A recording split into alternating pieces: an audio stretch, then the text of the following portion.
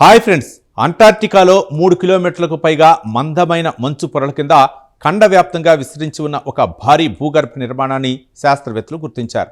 ఇప్పటి వరకు వేరువేరు ప్రాంతాలుగా భావించిన అనేక బేసిన్ల మధ్య ఆశ్చర్యకరమైన సంబంధాన్ని ఈ ఆవిష్కరణ వెలుగులోకి తీసుకొచ్చింది. అసలు మంచు కింద ఏం దాగి ఉందో ఇప్పుడు తెలుసుకుందాం. బ్రిటన్కు చెందిన డర్హమ్ యూనివర్సిటీ, ఇటలీలోని యూనివర్సిటీ ఆఫ్ జెనోవా పరిశోధకులు ఈ అధ్యయనం నిర్వహించారు. డాక్టర్ ఎగిడియో ఆర్మిడిల్లో నేతృత్వంలోని అంతర్జాతీయ బృందం చేసిన ఈ పరిశోధనా ఫలితాలు నేచర్ జియోసైన్స్ జర్నల్లో ప్రచురితమయ్యాయి. పరిశోధకులు గుర్తించిన ఈ నిర్మాణానికి east Antarctica fan shaped basin province అని పేరు పెట్టారు. ఇది మంచు కింద దాగి ఉన్న భారీ బేసిన్ల నెట్వర్క్. ఇందులో ఇప్పటికే శాస్త్రవేత్తలకు తెలిసిన విల్కస్ బేసిన్, అరోరా బేసిన్, అలాగే ప్రపంచంలోనే అతిపెద్ద భూగర్భ సరస్సు ఉన్న ప్రాంతం కూడా ఉన్నాయి. ఈ భారీ నిర్మాణంలో భాగమైన లేక్ ఓస్టోక్ ప్రపంచంలోనే అతిపెద్ద సబ్ గ్లేషియల్ సరస్సుగా గుర్తింపు పొందింది. అంటే ఇది పూర్తిగా మంచు కింద దాగి ఉన్న సరస్సు. ఈ ప్రాంతాన్ని శాస్త్రవేత్తలు ఎన్నో సంవత్సరాలుగా అధ్యయనం చేస్తున్నప్పటికీ అది కూడా ఈ మహా భౌగోళిక వ్యవస్థలో భాగమని ఇప్పుడు గుర్తించారు. ఈ నిర్మాణం ఎలా ఏర్పడిందన్నది మరింత ఆసక్తికరంగా మారింది. శాస్త్రవేత్తల అంచనా ప్రకారం ఇది డిస్ట్రిబ్యూటెడ్ రొటేషనల్ ఎక్స్టెన్షన్ అనే ప్రక్రియ వల్ల ఏర్పడింది. అంటే భూమి ఉపరితలంలోని ఖండపు పొరలు ఒక కేంద్ర ప్రాంతం నుంచి క్రమంగా విస్తరించడంతో వాటి మధ్య భారీ బేసిన్లు ఏర్పడ్డాయని పరిశోధకులు చెబుతున్నారు. ఈ ప్రక్రియను అర్థం చేసుకోవడానికి శాస్త్రవేత్తలు ఒక ఆసక్తికర ఉదాహరణ ఇచ్చారు. చేతిలో బొటనవేలుని ఒక చోట ఉంచి మిగతా వేలును విస్తరించినప్పుడు వాటి మధ్య ఖాళీలు ఏర్పడతాయి. అదేవిధంగా ఖండపు పొరలు విస్తరించడంతో త్రిభుజాకార బేసిన్లు ఏర్పడి చివరకు ఈ భారీ నిర్మాణం రూపొందిందని వారు భావిస్తున్నారు. ఈ అధ్యయన ఫలితాలు ఆసక్తికరంగా ఉన్నాయి. ఈస్ట్ అంటార్క్టికా కింద ఉన్న ఈ నిర్మాణం ఖండపు భూగర్భ పొరల్లో ఇప్పటివరకు గుర్తించిన అతిపెద్ద రొటేషనల్ ఎక్స్టెన్షన్ వ్యవస్థలో ఒకటిగా ఉండవచ్చునని శాస్త్రవేత్తలు చెబుతున్నారు.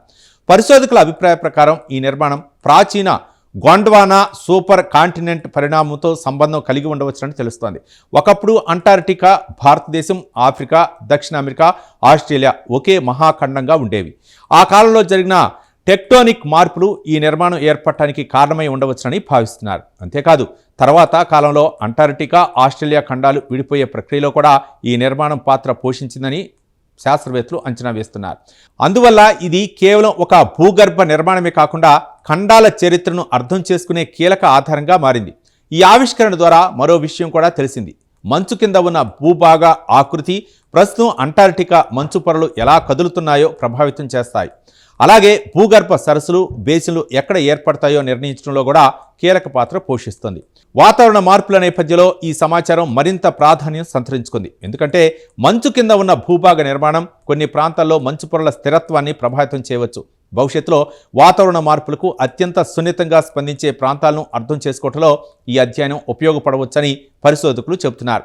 ఈ నిర్మాణాన్ని గుర్తించేందుకు శాస్త్రవేత్తలు భూగర్భ ఆకృతి సమాచారం, గురుత్వాకర్షణ కొలతలు, మ్యాగ్నెటిక్ డేటా, సిస్మిక్ పరిశీలనలు, భూగర్భ పొరల నమూనాలను కలిపి విశ్లేషించారు. అలాగే మంచు పొరలన్నీ తొలగిస్తే అంటార్క్టికా భూభాగం ఎలా కనిపిస్తుందో కూడా ప్రత్యేక నమూనాలను రూపొందించారు.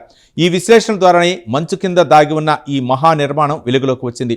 చూశారుగా, 3 కిలోమీటర్ల మందమైన మంచు పొరల కింద దాగి ఉన్న ఈ భారీ నిర్మాణం అంటార్క్టికా భౌగోళిక చరిత్రపై కొత్త ప్రశ్నలను లేవనెత్తింది. గోండ్వానా కాలం నుంచి ఖండాల విభజన వరకు జరిగిన పరిణామాలను అర్థం చేసుకోవడంలో ఇది కీలక ఆధారంగా మారవచ్చునని శాస్త్రవేత్తలు భావిస్తున్నారు. ఈ ప్రత్యేక కథనంపై మీ అభిప్రాయాలను కామెంట్ ద్వారా తెలపండి. వీడియో నచ్చితే లైక్ చేసి ఛానల్ని సబ్స్క్రైబ్ చేయండి. Thank you.